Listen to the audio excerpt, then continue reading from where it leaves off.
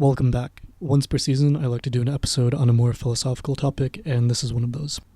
It still kind of falls under the umbrella of using science and rationality to understand reality and considering the societal implications of that. Today's guest is a friend of mine, Suzanne. He's a Catholic, and I'm an atheist, and so we'll be debating the existence of a creator. Andre recently graduated from Georgia Tech with a master's degree in physics, and is now making a bunch of money on Wall Street. For many years, I was very dismissive of religious people and didn't really go out of my way to discuss the matter with them, because it was just so obvious to me that this was a delusion, a weirdly pervasive delusion, but a delusion nonetheless, and that, it's strongly associated with people just not being educated or scientific-minded. I decided to engage in depth here, though, with Andre, because he's exactly the opposite, highly intelligent, educated, and even trained in physics. So it caught my attention that he would believe these things. He'd even get higher scores than me on physics tests. So I thought to myself, hey, maybe I'm missing something, maybe I've been wrong this whole time. After several conversations with him, I haven't changed my mind. If anything, I'm more confident in my position, but they were fun, interesting chats. So here's one of them, recorded on March 15th. Please welcome Suzanne.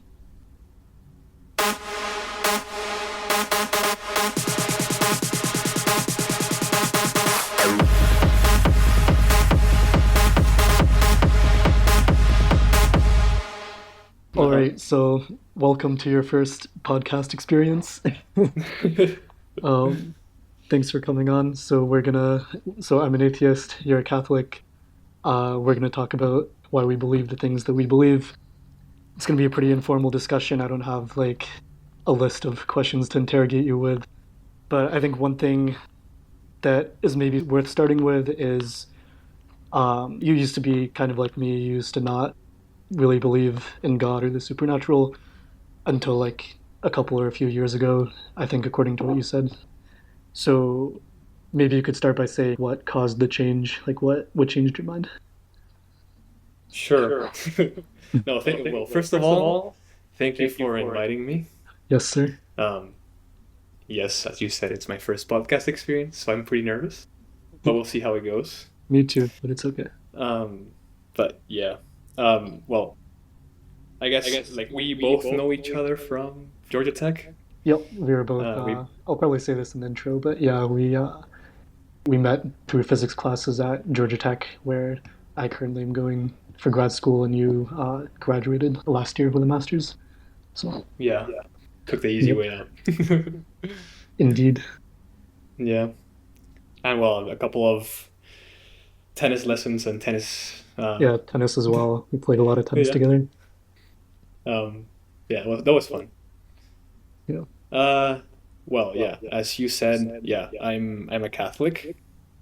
I wouldn't say that I would have labeled myself as an atheist, just to be fair. I would have labeled myself as a Catholic before, but really I would have just said it just to say it. Because I was raised Catholic. And I just didn't really think about it, I was just indifferent to it.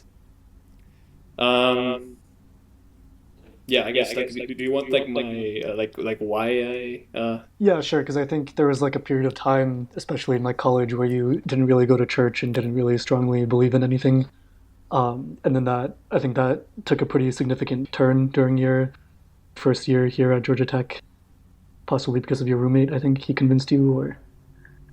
Okay, I'll try to explain as best as I can. So, for context, as I said, I grew up in a Catholic household, but really just a cultural Catholic household. In Peru, being a mainly Catholic country, you're just what you do every Sunday is you go to mass, and for Easter, for Christmas, you celebrate, But I wouldn't have labeled we weren't really practicing. I didn't really. It was more like a cultural thing rather than an actual belief of mine, I guess. Mm-hmm. And me being indifferent to it, not thinking much about it. As soon as I came to college in the U.S., I just didn't really practice my faith at all. and yeah, I mean, that grew through college. But then what prompted my coming back was I met my now girlfriend, Mariana, Hmm. and she was Protestant at the time. So that, like, her being Protestant, like, prompted me to dig deep of why I believed what I believed. So Hmm. that prompted me into like looking into like why I'm Catholic, why I believe the things I'm supposed to believe, why those things are true, and then that put me into like a rabbit hole of like, why do I even believe that God exists? Why do I even believe that Christianity is true? Yeah. And then after the whole study, I mean, after that and many things that happened, I ended up becoming convinced that God exists and Catholicism is true. That's like the long story short of what happened, I guess. I see. I see. And yeah, there's a lot of reasons why I don't believe that religion is true. And I have like notes on lots of things, lots of different aspects that we can discuss. I guess we can maybe start with like the philosophical arguments. I think you said that those were some of the like strongest reasons why you believe that there has to be a creator of the universe. So yeah, there are the arguments by, I'm not sure how you pronounce his name, Aquinas or something. Thomas Aquinas. Aquinas, He was yes. a priest that lived in the 13th 1600s or century, more something. or less. Yeah. 13th. Like he was in the Oh, 13th. medievals. Yeah. Yeah. Yeah, so I think he is the one behind the first cause argument, and Actually, no. Like no. the argument goes back to Aristotle, before more than 2,500 years ago. Actually. Hmm.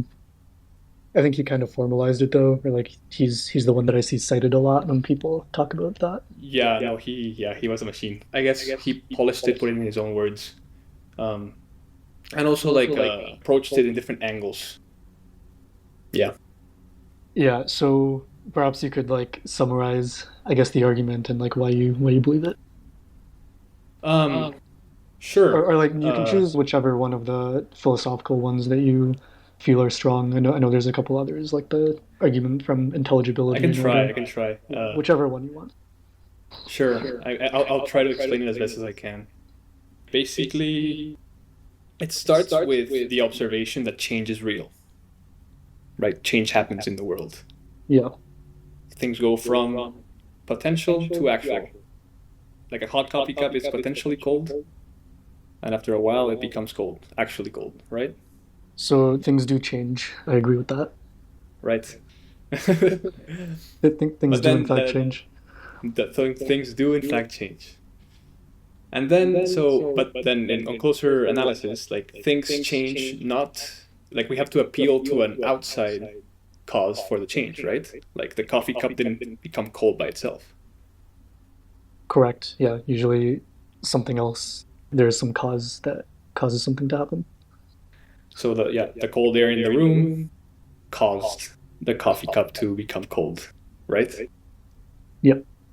So basically like that's the first move. Like change is real, and in order for something potentially something to be actually something, it must be caused by something outside of itself that is actual. It would be useful, I think, to go into unpacking what the potentiality and actuality mean and all that stuff. But I think in an intuitive sense, things change. Things kind of like are a mixture of actually something, but also can be potentially something, right?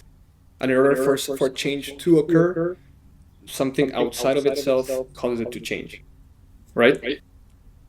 Yeah. I will say before I even get to my like bigger objections about this, there's also the thing with quantum mechanics where like there are virtual particles that can just pop into and out of existence. So Sure. like that's like a minor side objection that not everything necessarily needs a cause.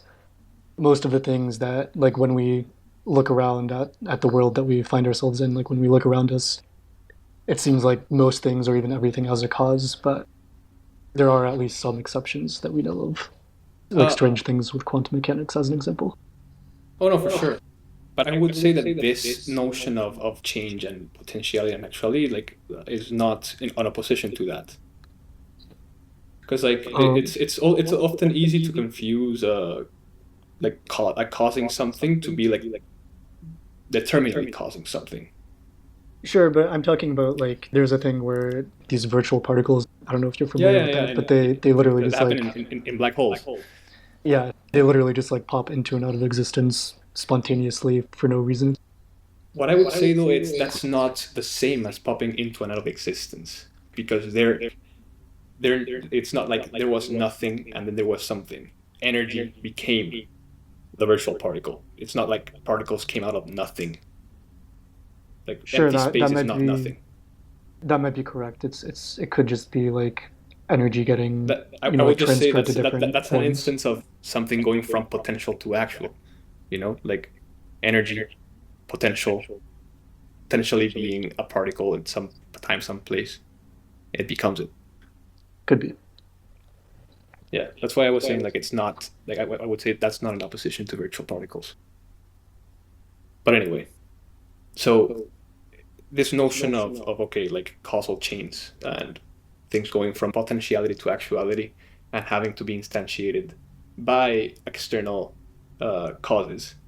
Like you can think of them it's easy to think about them in like what we call a linear causal chain, right? I mean, if we just stay with the example of the coffee cup, I guess like yeah, the coffee cup was hot, but then the air was cold, so it made it cold.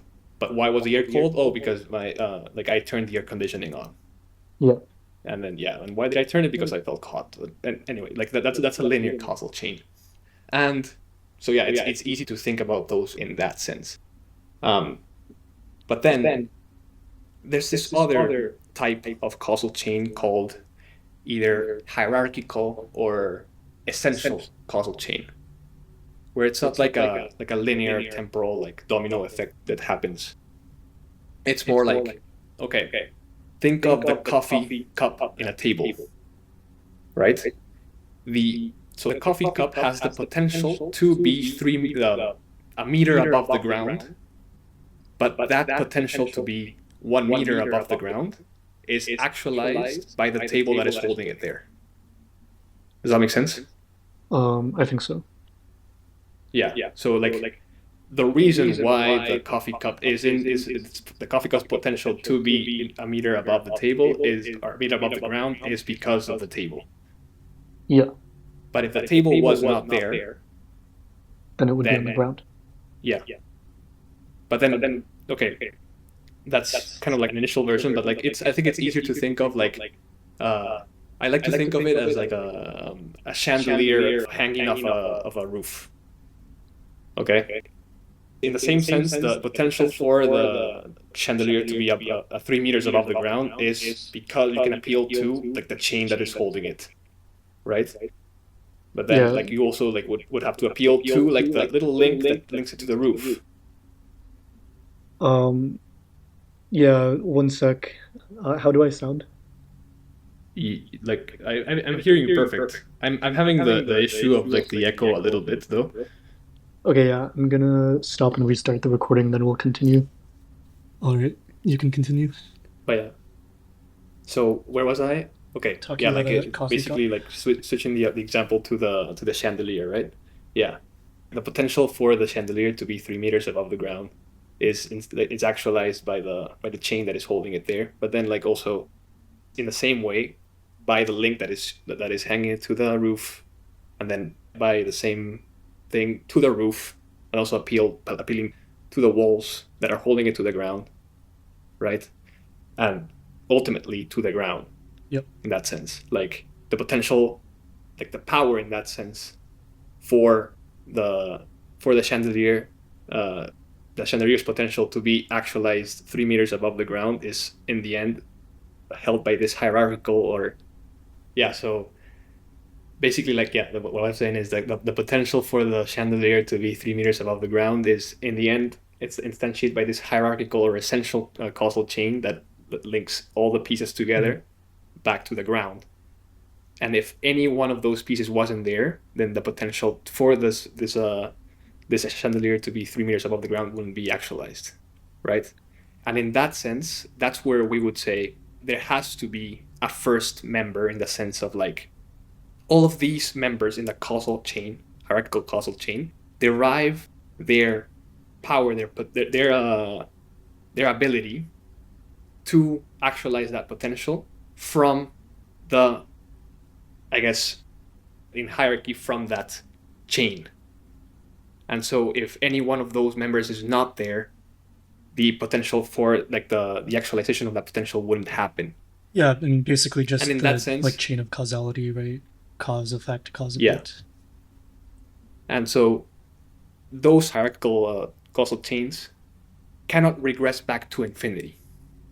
There has to be a first member of those chains. Why can't it regress towards infinity? Because I think that, I mean, I think it's very plausible that it could just go on forever, the cause and effect just into because eternity. In the same sense that, like, if, for example, a painter is painting a wall, yeah, just saying that, like, you have to appeal to a painter rather than like appealing to like an infinitely long paintbrush.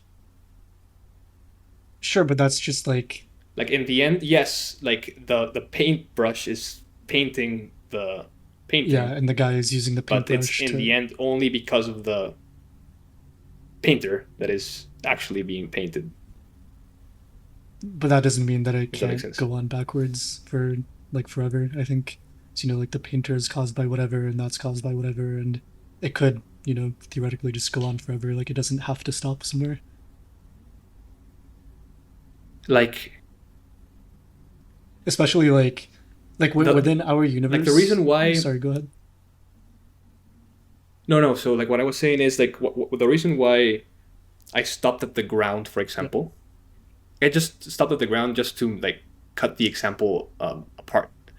But in that sense, like the explanatory power to explain the actualization of the potential of a chandelier at 3 meters is directly linked to the first member of the hierarchical causal series. Which is that like the roof? I just case, like the chandelier being linked to the roof. It's like it would be the ground in that case, because the roof is only there because of the walls of the house, which are there because of the ground. And then the walls of the house are only there because of the foundation of the house.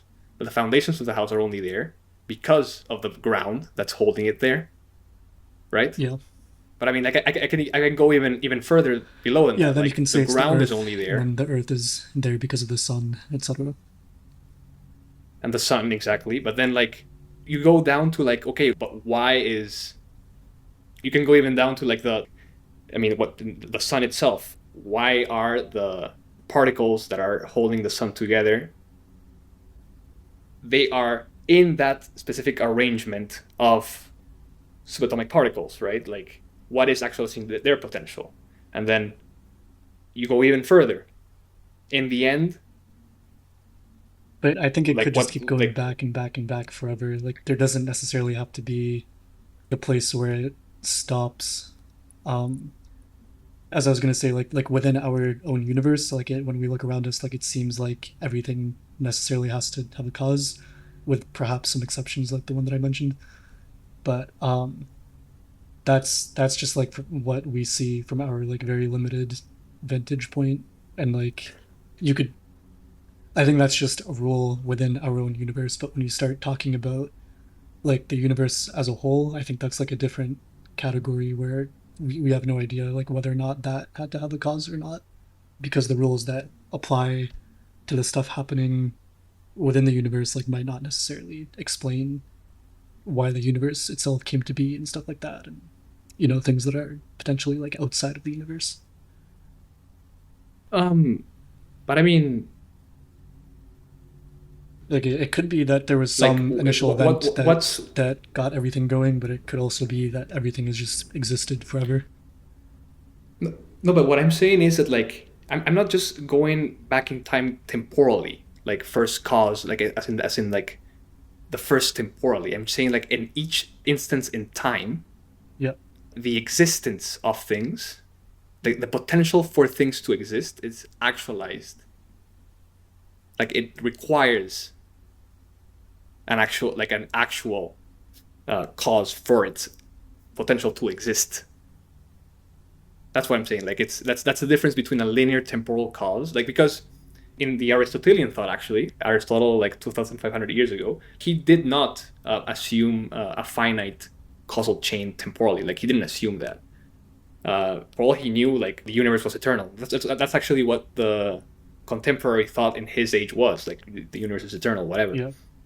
But it's his analysis of hierarchical causal chains, this more fundamental analysis of potential and actual, that requires a first, like a primal First mover, basically. mover. Yes, but that's why, like, I was like using a different word for first, because we tend to assume like associate first with temporally first. In this sense, like, it's this first cause in that sense. It's like the ground for everything, like pure actuality, he would call it. So it sounds like you're saying that something has to cause something to exist, kind of like, and like beyond time. Like there has to be like a reason for something to exist. It can't just exist for like no reason. In a Like sense, exist. in a sense. I mean, I it's related to the fundamental question of why is there something rather than like nothing, why right? is there anything at all? So I would disagree with that. I think I mentioned to you the mathematical universe hypothesis idea. I don't know if you ended up like reading about it, but A little bit, but I think like, you should explain it to yeah. me so that we're on the same page. And by the way, side comment to make you less stressed. It's going to be audio only, so like you don't have to worry about like what you look like or anything. I appreciate that you. That's even I better. appreciate that you dressed up for me though. I think the audience will appreciate not seeing my face. Yeah. Yeah. So the mathematical universe hypothesis is an idea by Max Tegmark. Although I think like similar forms of it were talked about previously. Like it's basically the principle of fecundity is another thing that it's been called. It's basically the same idea. It's the idea that everything that can exist exists. So like it implies almost certainly a multiverse, but it's basically the idea, and it solves things like fine tuning, which is nice. It maintains basically that possibility is the only necessary condition for existence. Like as long as something is not self-contradictory, as long as it's logically consistent, then it exists. And I think it also maintains that mathematics is existence. So like in the same way that 2 plus 3 equals 5, that statement is true and exists. And in the same way, like universes are true and exist. Like as long as they're not self-contradictory, that means that they are automatically instantiated. So I mean, I think that's a pretty neat idea. It doesn't, I guess, solve like everything that we would like to know. Like it might just be that there might not even be an answer to why is there something rather than nothing. It could just be that things just are. Because, like, I mean, without any like further reason for it. I think that like even if there were a reason for everything existing, I think it comes down to like two possibilities. Either there is a reason, but it's like so like alien to us that we would never be able to understand it. It would be like trying to explain general relativity to an ant or something. Or I think option B is that there just like is no explanation. Like if you go further down enough, things just are. Like I don't think there's anything that rules that out. Like I see why. Like it seems unsatisfying to say that things just go on forever in terms of cause and effect, like infinite regress, but there isn't actually like a reason why it can't be like that. Like what I was about to say is that, like, I see why like the appeal behind that, in the sense that, like we do see order in the universe, and we see like the logical,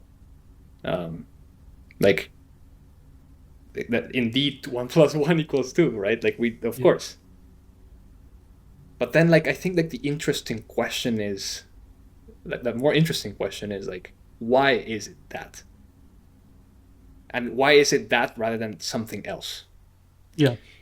And but then like also another point in this like mathematical universe, like it's something to say that like yes, the universe behaves logically, and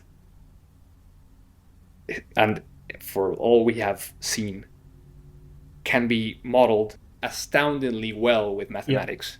Like suspiciously right? well, yeah. But it's one thing, that's another thing to say, which I agree with completely. Like, yes, indeed we see order in the universe. But then it's another thing to say that like, then the universe itself is mathematics. Like, that idea actually is very Plato-like. Yes, I think it's called Platoism or something like that. Yeah, it's very similar to how Plato imagined that. Yeah. But then like it's still like that the specific ordering of the universe itself, like this instance of the universe, is still like subject to the argument that I was kind of like teasing before. Like, why is this specific potential being actualized and not this one? Does that make sense? Possibly, but I mean, I would say that like everything. Even in that, like even with that, like to what you were saying about like the infinity of causes, like it still doesn't solve that. Like it still doesn't solve the necessity of a primary mover in hierarchical causal series. Like this analysis is like independent completely of like the particular actualization of potential of anything. It just says that like for things which we see are actual, but also potentially something, there must be a foundation for their actuality, which must be pure actuality. I hope I'm explaining it like correctly. I might be just bombarding the argument, but like hopefully this.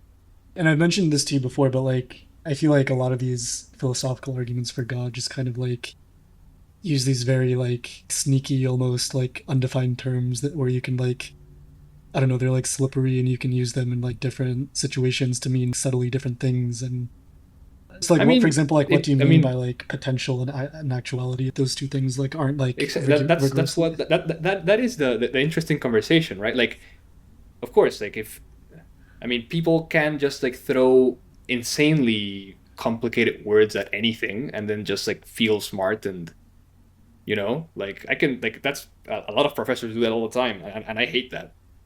What I like to do is always like, it's not necessarily that they're simplify everything. It's not necessarily that they're complicated, it's just that they're like not cleanly defined. Like they could mean like anything that you want them to mean. Similar with things like when you say that God is like perfectly good and perfectly powerful, like all those sorts of words, it depends on like what you mean. Well, then like okay, with that's a separate conversation. Like that's the second part of the conversation. Like after we've got to the first mover, like the uncaused cause, the pure actuality, the unactualized actualizer, we then can analyze this unactualized actualizer and see what attributes it must have. That's the second part of the conversation. Mm-hmm. Like, but then like to the other point, yeah, of course. Like, do you want to get into like what I mean by potentiality and actuality? I think that's the main part of the argument, right? Because remember, like we started with like change is real, but then like what is change, right? Yeah. That's what we started with. Things going from stage A to stage B, like, or me going from like I could be something, I'm potentially something, versus I am actually something. Like I, Andre, I'm actually sitting right now and I'm potentially standing, Mm-hmm. In that sense, like, and it's also like potential and kinetic energy, like if I am 10 meters off the ground, I have potential energy, which is actualized into kinetic energy once it starts moving. Yeah, so like actuality is like the current state of some physical system, and then potentiality is some other state that it like has the capacity to be in. Uh-huh. Okay. Yeah. That's a little more rigorous. That's better, I think. Sure. I mean, it's in the end we by these philosophical terms we're trying to understand the nature of things. So if it's just about the terms, then we're not going anywhere, you know. And but yeah, which is that this is like the main observation that gets the argument off the ground. And then we went into like linear causal series of like potential to actual, right? In the universe, we see actual things, but we also recognize that they're potentially something else, right? And they are usually the agents of cause of other things happening. Yeah. Like a mixture we would say of potentiality and actuality. Like they're potentially something, but they're actually something else in the current state. Sure.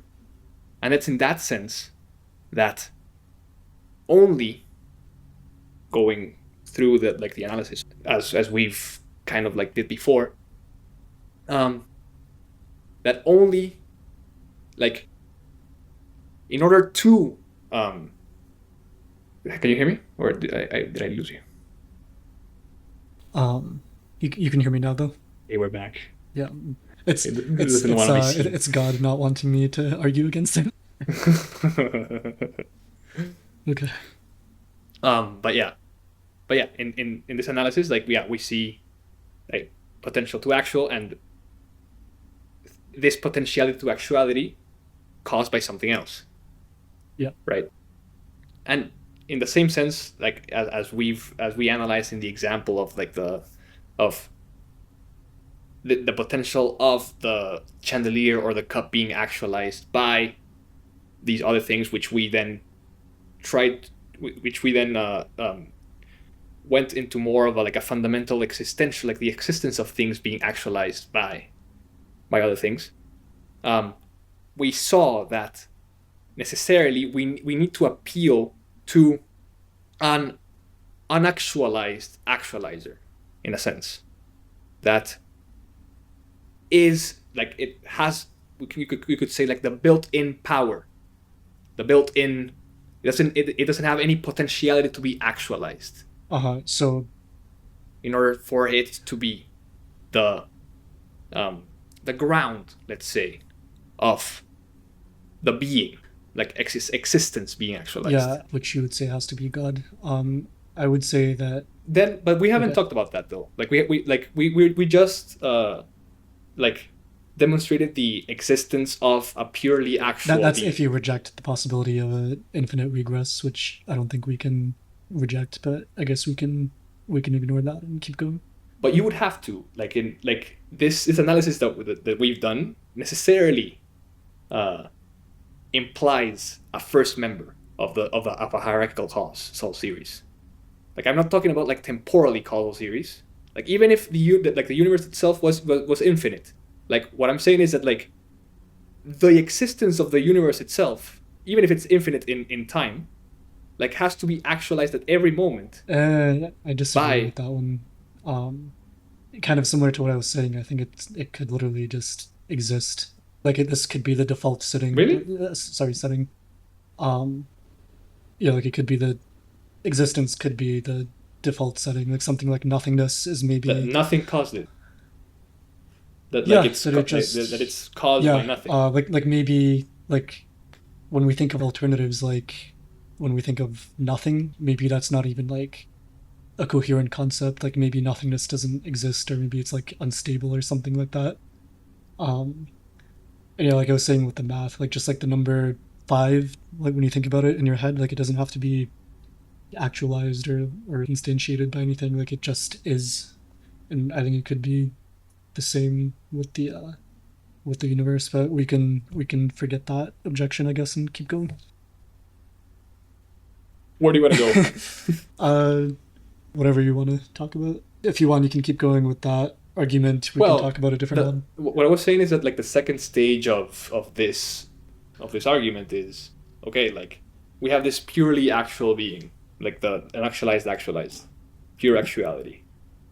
Well, then we can say some things about it, or the negation of, in that sense. Like, for the first part, it's devoid of any potentiality, right? It's pure actuality. Sure.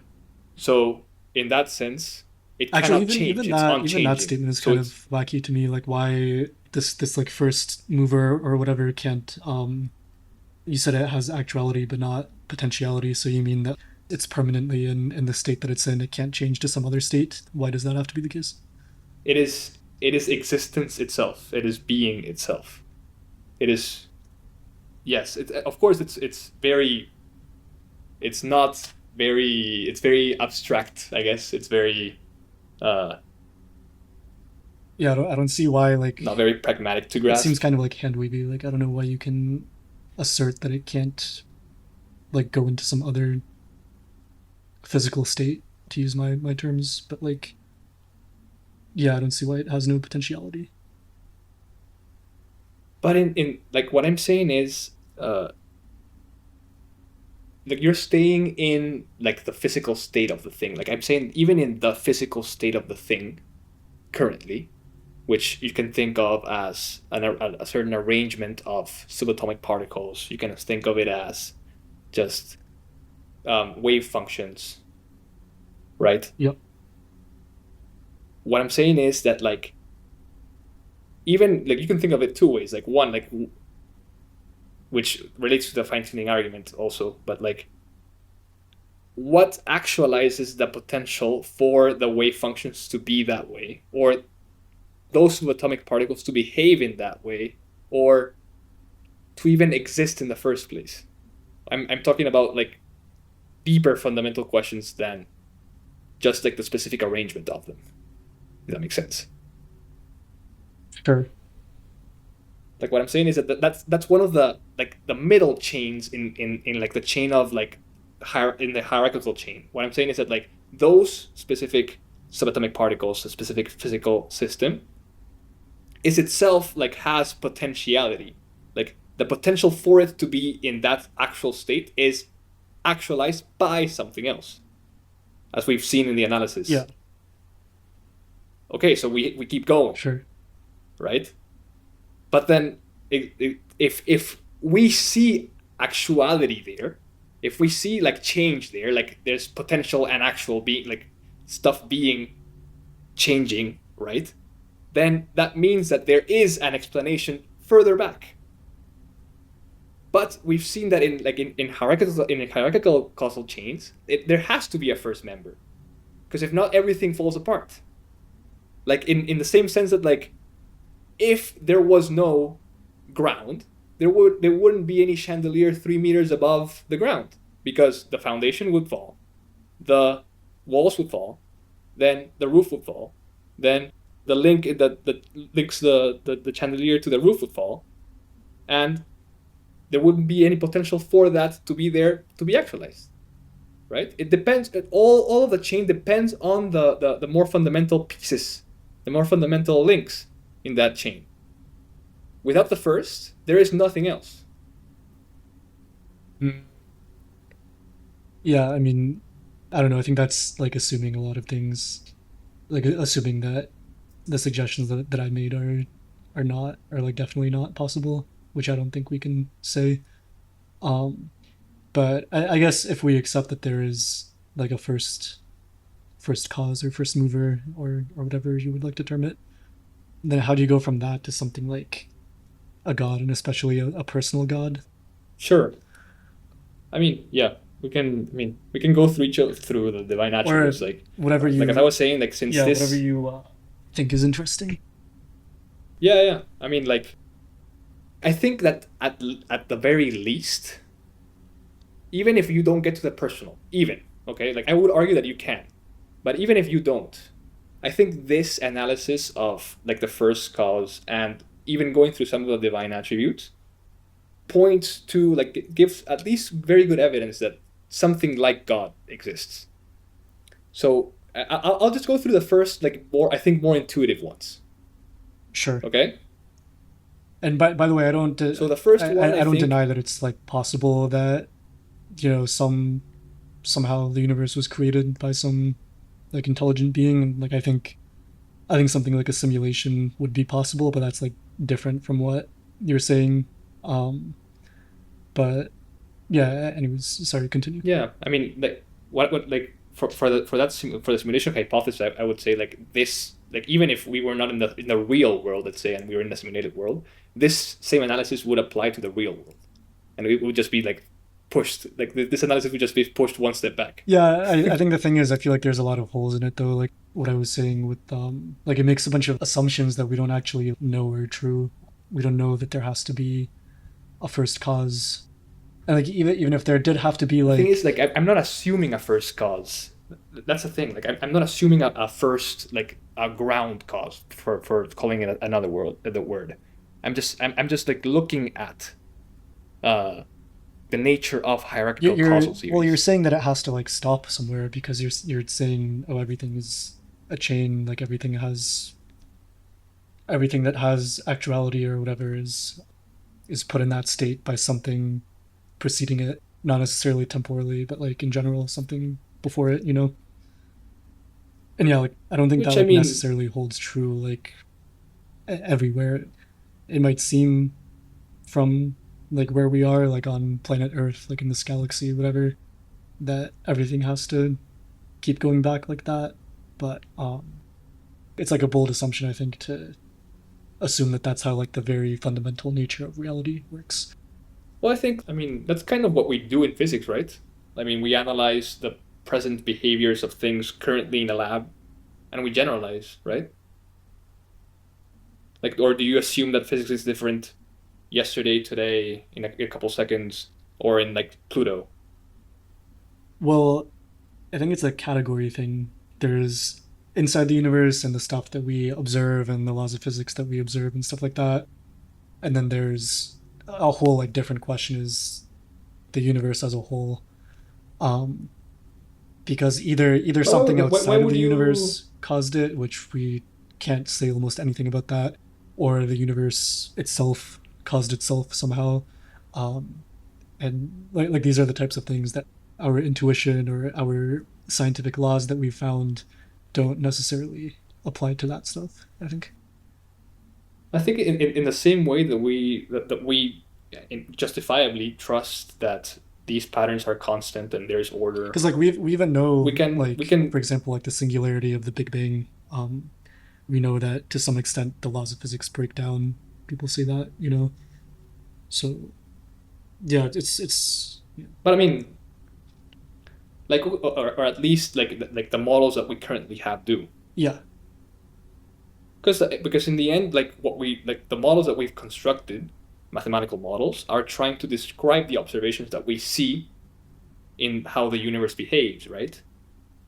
So like at least what we can say, yes, like in a singularity, we do see like models breaking down or like showing undefined results. Sure, yeah, but I mean like the fact that we do observe reality, or like I mean staying in the whole singularity thing, like there's two options. One that like there is undefined numbers, or like we just like haven't polished the model in a Yeah, but completed like way all of in these that things that sense. we know about the world, they're true in the universe. Like, um, absent any universe at all, we have no idea what we can say about anything. And like, I think that's perhaps the type of situation we're dealing with when we're trying to figure out like why the universe came to be in the first place. Like, we're talking about something that potentially has like a whole different like set of rules and like might not, um, it might not even be like intelligible to us at all. But like So I just think it's like a why strong, would like yeah. I would say that's in a very rough sense, I guess, like in a very simplistic sense, like if the method that we've been applying to learn stuff about reality itself seems to be yielding good results, why like if like I would say yes, of course, if the method itself doesn't yield or like proves to be wrong in some place, yes, like you have reason to doubt it. But if we've seen that like it works remarkably well and it seems to hold true, I don't see any reason to doubt that, You don't feel like we're talking about a right? different thing when we think about those very, very deep fundamental questions like why is the universe in the first place? I feel like that's outside of I think the physics and stuff that we I observe. think they are different subjects, yes, but I think like they are related in that like we trust in logic and truth. We trust in those methods. And they seem to have yielded good results in physics. Right? Like and they don't necessarily have to like that's also something very remarkable, right? Like it doesn't necessarily have to be the case that mathematics works so well with Yeah. physics.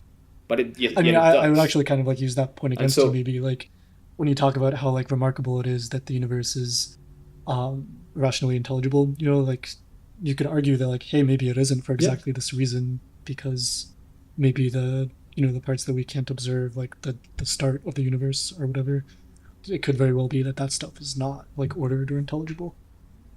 But again, and remember like the fundamental point. Like it's like the argument does not rest on a beginning of the universe. Remember that, first of all. And It like rests on things because having to it's have more about like like the fundamental. it rests on things having to have something that instantiated them, though, not necessarily temporally. Yeah. Like explanation of things actually how they are right now. Yeah, I mean, I don't buy it, but if you want, you can continue. I mean, that's I guess I mean Because like we like at this point in time, like we don't know that this isn't the default setting. For example, there's so much that we don't know, especially about those like deeper questions. We know everything about like the bush that's outside of my window right now. We know everything about you know we know mostly everything about stars or whatever. But when it comes to like very deep like metaphysical existence questions, I think that's kind of the screen goes kind of black. We're pretty clueless. Like anything goes almost. So like the stuff you're saying could be true. Like it could be that um that this had to be instantiated by at least like would you say at least there's reason to believe that they're true? Like would at least would you say they're reasonable to believe that they're true? I don't think it's like ridiculous. I don't think it's completely I don't think it's super unreasonable to say that something like instantiated the whole universe. I just think that it's like not something that we know and it's not like necessary. I feel like people are like kind of like jumping to something that like wait, hold up, we don't necessarily know that that's true. Yeah, fair enough. Fair enough. But like yeah, I mean, sure. I think like based on everything we know, it's a very at least like a very good line of reasoning. Would you say that? I wouldn't say it's a very good one. I would say it's like a maybe plausible one. I would recommend like you do some reading because also like here you have a like I don't think I'm the best proponent of or like there are better people than me that uh, are better at explaining the argument or better at explaining the line of reasoning that I am. So I would encourage uh, more reading about this. Would you like to? But Yeah, you can anyway, either like continue or we can uh, switch to a different topic. what I was gonna say, like okay, like the first part of the line of reasoning is okay. Like we arrived at an actualized actualizer. Then the second part is okay. Like what can we say about it? What can we say about it? And so the first thing that we can say is that since this unactualized actualizer is devoid of any potentiality, then it's unchanging, so immutable. But then this also means that uh, this unactualized actualizer cannot be dependent on time because that's how we measure change in a certain way. Everything that changes, like it by default, changes in time. So this unactualized actualizer has to be outside of time. So in other words, eternal. Then also this unactualized actualizer cannot be made of physical things which are by their very nature like potentially something else. They are mutable. And so therefore, this must be immaterial. Because it cannot be physical. It cannot be in time, because that would entail potentiality. Then in that sense, it must. So if there were two of these unactualized actualizers, and then define physical. That's probably an important one to define, because you said it can't be physical. Material. I mean, like, in the sense that, like, anything that we observe, anything like, I guess, what the universe is composed of, I guess you can think of anything by its very nature has potentiality to it, like it can change. But we've said that this thing is unchanging, so it cannot be made of the same things that the universe is made of, at least like what we know of, because it cannot change. It is devoid of potentiality. So that's why it has to be what we would say immaterial. That's why like these. So like right now, if you notice, like we're just negating things that it cannot be. Like we're not really saying things about its substantiality. We're just saying things that, because of its pure actuality, we're saying things that it cannot be. Immutable, unchanging, eternal, just it is not dependent in time. Immaterial, it's not. Why again does it? Why can't it change physical states? Because it's pure actuality. It cannot have any potentiality. It's devoid of any potentiality. Why is it pure actuality? Because it's the first member of the hierarchical cause of being itself. Like, what we've said is that, like, things that are both potential and actual, like, require a cause of themselves, and there must be a first cause in this hierarchical causal series, and this first cause must be actuality itself. It must be like have the in a certain sense, like, built-in power of being itself. It doesn't give being. It doesn't get being from anyone else. It's the ground of everything.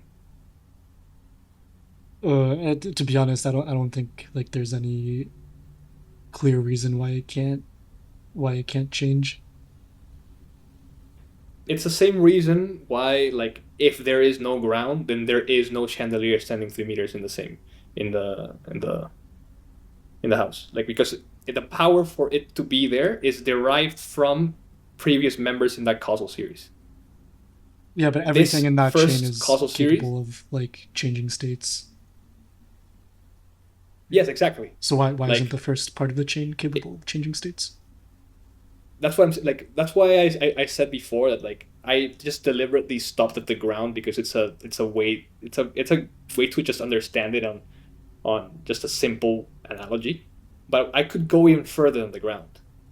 Like, the ground needs to be the potential for the ground to be ground in the first place has to be actualized. Okay, sure.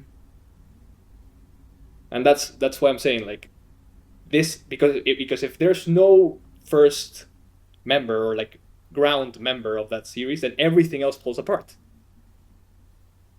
Like, every member in the chain depends on the other one. And if one falls, everything falls. And why can't the first member of the chain change? I still don't think there's, like, a good reason for that. Well, because if it had any potentiality, then we would need another member of the chain to explain its actuality in that potentiality, if that makes sense. Like, in that state of being. Okay, I might kind of see what you're saying. In order for there to be a first member, then it cannot have any potentiality. Okay, because, so you're saying that if it is capable of some kind of change, then that means that it was necessary for something else to have made it the way that it was. Yeah, okay, so we have and then since it doesn't have any potentiality, then therefore it is immutable, so unchanging. Therefore it is eternal, so outside of time. Therefore it is immaterial, so non-material. Therefore it is perfect in the sense that it doesn't have any privation, because it doesn't have any potentiality. Privation, what does that mean? So, for example, me with a broken arm, right? Like, I am like, let me see if I, or I guess, yeah, like a squirrel without a tail, right? Is not a perfect squirrel because it is lacking something that it is of its essence, I guess. This is one of those like really like ambiguous terms that are like annoying in these arguments, because like that's such a like subjective that's term. Why, like you can't like, I don't know, like make any assertion using that term, because like it doesn't like mean anything. That's why, like, if you just like even if you don't go into like philosophical roots about like the nature and essence of things, just the very like the very point of like it not having potentialities, inability like to it change, being fully actual. Yeah, that is what we mean by perfect. Yeah, like you can take anything that I'm saying about the squirrel or anything just as a way to illustrate it, just a way to gain context, even if you don't accept them. Okay, so then can I just substitute in incapable of change for like whenever you use the word perfect? Okay. Yeah, you can. Yeah, sure. Okay. Then, since this object has, or this object, no, like this reality has, like everything else derives from it the power for it to, like in the end, to actualize their potential. Right? That means that in itself, like all the power for everything else to actualize their potential lies from him or from that thing, the reality. Yeah. And that means that it has all the power or omnipotent. I mean, I guess. Okay. And then we can also say that this unactualized actualizer must be 1, not 2, not 3. Why? That one's interesting because that like implies that it has to be monotheism. Yes, because if there were 2 of them, the only way to distinguish between them would be any potentiality that the other lacks, or any anything that that distinguishes from the other. But if that were the case, that would mean that the 2 of them would have a potential that the other one lacks. So they would both not be pure actuality. That sounds kind of therefore wacky. So you're saying that there can't be 2 because it's not capable of change? Like potentiality is because exactly. Yes. Exactly. I don't think that. Like if they were 2, then that would mean there would be a further fundamental reality that would actualize both of their potentials. Because the only way to distinguish them between them would be any potentiality that the other one lacks. Yeah, I don't buy this one at all. Like, what do you mean that like you're saying that it can't be 2 different entities because the entity is not capable of change? Why can't there be 2 entities that just have like a static physical state, each of them? Just by the fact that it's pure actuality. That means that it doesn't have any potentialities. Okay, so it's not capable of change. Sure. But exactly. So imagine there were 2. How do you distinguish between the 2 of them? Different like physical states, let's say. But different physical states implies that there's a potential to be actualized. I don't think so. Because it's that physical state is actually like it's in a physical state. It's it has a potential to be in that physical state and is actualized to be in that physical state. Yeah, so I think there could be like two different static physical states. But what we're saying is that this reality does not have any potentialities. Yeah, it could be like locked in without the capacity to change into a physical state, and then there's another one that's in some different like physical state. But again, like it's this. Remember that it's immaterial. It's not physical. Like it's the cause of their being physical states in the first place. Well, we could just call it It's more some fundamental state than then. That's I don't even know like what the proper description would be at this point. But like it wouldn't be a physical state. It would be outside of time because it's eternal. It would be uh, immaterial. It would be that's what we've just been deriving, right? Like if now you're saying that Like it's not a physical state, then we would have to like redefine what is meant by potentiality. I don't know. We can, if you want, we can either skip to the end of the argument or touch on a different topic. no, sure. I mean, like what I've been doing here is just like going through the like what they've for a long time been called the divine attributes, and I'm showing why this uh, unactualized actualizer contains these divine attributes, and so the best candidate for this unactualized actualizer would be what most people have called God. And is there a simple way without like previous arguments to like explain why you think it's a personal god that is able to like communicate to people and that is very like anthropomorphic, very similar to us, in other words, like Well, seems to like have like thoughts and emotions? there are philosophical ways to get to it, but I mean, you would have to. That would be a conversation in and of itself, I think. But I mean, in terms of like like evidential uh, evidence, I guess. um, I think that the evidence for Christianity itself is very good, and if the Christianity is true, that means that God is personal and has revealed it himself. Yeah, I mean, obviously, I strongly disagree. I don't think it's very strong evidence at all. Um, so you just said that like he has revealed himself. I think a good point for my perspective on this is that you have all of these different revelations from different people from different religions, and all of them claim that they feel very strongly that God has revealed himself to them, and obviously like they're not all true because they're oftentimes very contradictory. They're some of them are from Islam, some of them are from Christianity or other religions. So like like how could you even distinguish true revelation from, I guess, psychological illusion?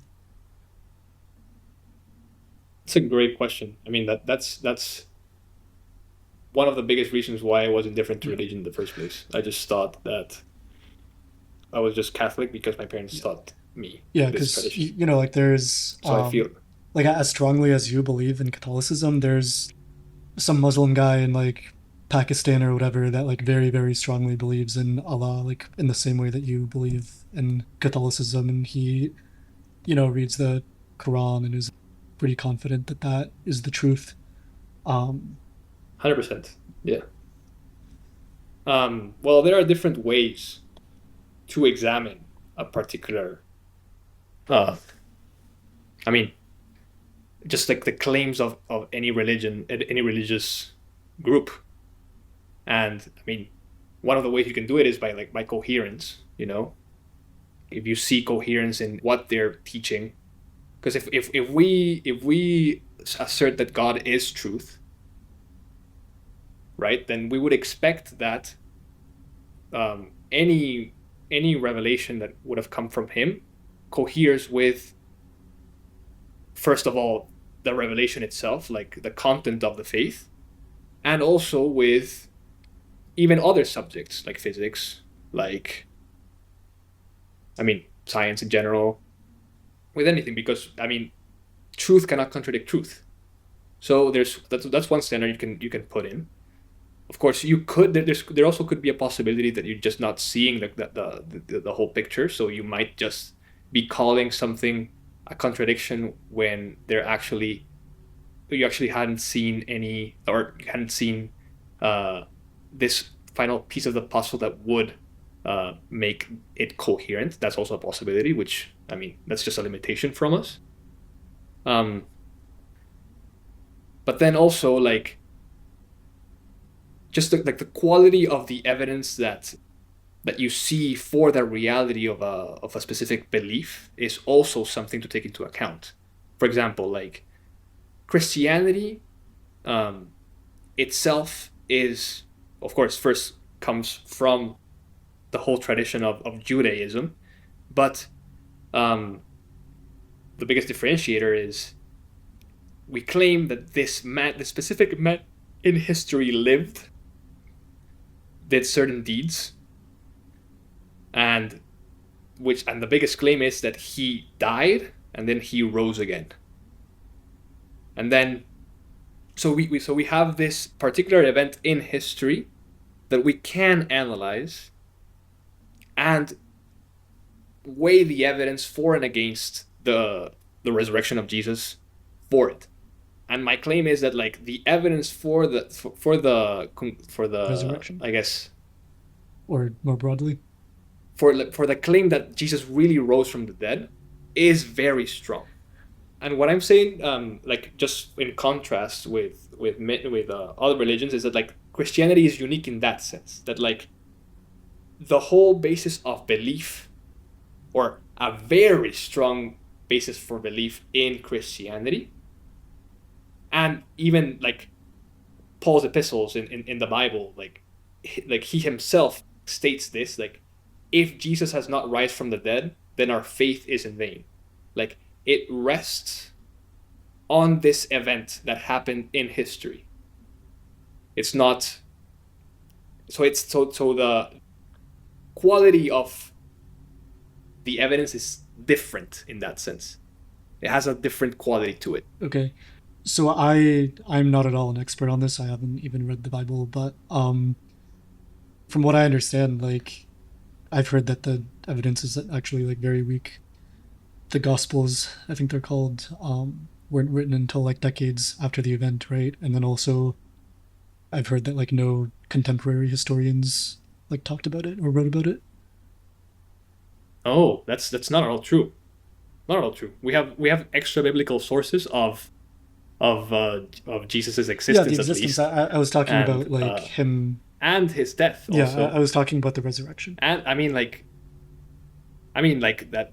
We have extra biblical sources that talk about people claiming that Christians were saying that he did rise from the dead. Of course, like, we would expect people that don't believe their claims to just say that that's. Isn't it possible false, that it spread from, right? like, a small number of people into, you know, as rumors or, like, myths or whatever spread into very large numbers of people, and that the first couple of people were either lying or mistaken? Like, well, so there's this would go into, like, a completely different conversation that I think we should have in another, like, this would go for this deserves its own treatment, I would say. So I don't think, like if we start this, then we would go for another, like, hour and a half. So I think, like, I mean, in the interest of time, like, it's already more than an hour and a half, though. At least this, like we should start it for another time. Yeah, so if you'd like us to wrap up in the next, like, 10 minutes or so, I guess, let's maybe talk about, like, one other short thing then. Is there anything you want to, like, ask me, or any challenge or question you have for me as to, like, why I believe what I believe? I guess, I mean, I would be interested in hearing why you came to the explicit belief in that there is no God. So, it would be interesting. The first, like, I don't know, like 7 or 8 or 9 years of my life, I was, like, sort of raised, like, semi-Muslim, because my parents are Muslim and they're from Bosnia. I even like was taught a couple Muslim prayers and stuff like that, um, or Arabic prayers, I suppose. My older brother was an atheist. He's a lot older than me, so he was like in his early 20s when I was like 10. Um, I suppose he had been reading about this question, whether there's a God or not. And he was an atheist, and he told me that he didn't think that what my parents believed was true. And yeah, we spoke about it a few times, and like his position made more sense to me. It just seems like a fairy tale to me. Like I don't think that there's anything supernatural. I think that the laws of physics are pretty good. We can't explain everything with them, but as time has gone on, like we've gotten closer and closer to being able to explain stuff that we previously thought was like totally unexplainable. And yeah, I also think like again I haven't read the Bible, but it seems pretty like I agree. I actually agree with that. Like one of the things that threw me off a lot from religion in the past was like people like just attributing something that they didn't understand just to like divine intervention, completely like miraculous stuff. That for sure threw me off. And yeah, I completely yeah, understand like that. I think it's kind of like absurd or bizarre to think that like if you like pray like something's gonna change. Like I don't. And it just like everything about it like smells very man-made to me. Like if you like read like some passages of these like holy books and whatever, and like all of it is like it's very clear to me that like some like normal dude wrote this and that. Like you can just tell in so many ways, and this is like a different conversation as well. But like I don't know, like there's stuff in there that like we know today is obviously false. There's stuff that is like immoral that like you would think if there's this very good being out there that like for example there are passages that seem to condone slavery and other terrible stuff, and so you would think that that wouldn't be in those books if there really was some like perfect god out there. And it's he's also painted as like having human emotions such as like anger and jealousy and stuff, and like why would a supernatural being be so similar to us, and why would they be so like petty like that? um it's clear that like people at the time who were writing that, what they had in mind was their like monarchical like rulers or emperors, and they know how those people behave. They know that they would like to be worshipped and stuff like that, and so they like assigned those properties to this god that they believed in, which people have believed in for like long before Christianity. So I think it's just like another version, like a particularly successful version of creation myths and stuff. I don't think it's. I think again, I think like a creator is not impossible. I just think it's very unlikely. I think a personal god is like almost impossible. Well, it would be cool. I think it will be cool to talk about um, the evidence for Christianity and I guess like the start of Christianity. That would be cool to Yeah, talk sure. about. I, I I don't. think. I'm by no means a expert on it. Yeah, but yeah, it's always nice to chat with you. It's an interesting topic, and it's nice that we can have very opposite views and still uh, be friends and civilly discuss it. So yeah, Yeah, for sure. thank you for coming on the podcast. Always great to talk to you, man. Yeah. Thank you for the invite.